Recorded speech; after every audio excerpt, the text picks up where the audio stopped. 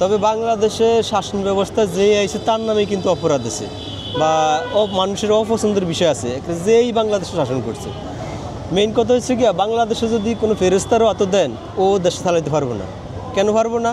আমার বাংলাদেশের চেয়ে 116 গুণ বড় রাশিয়া। রাশিয়াতে মানুষ 14 কোটি আর বাংলাদেশে মানুষ 18 কোটি। আমার বাংলাদেশে সে 10 গুণ বড় একটা রাষ্ট্র আছে মরক্কো, ওই রাষ্ট্রের মানুষ 33 লাখ, 1 কোটিও না। এই দেশে যত মানুষ আপনার ঢাকা ফ্লাইওভারের নিচে আছে, মানে বালিশ ছাড়া ঘুম যায়।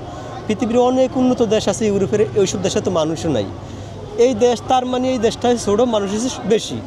এই দেশে যেই রাষ্ট্র ক্ষমতা যাইব তারই ভুল থাকবো, বুঝছেন? এখন আওয়ামী লীগ রাষ্ট্র ক্ষমতায় আসলে দীর্ঘদিন, তারও ভুল আছে, অস্বীকার করার কিছু নাই।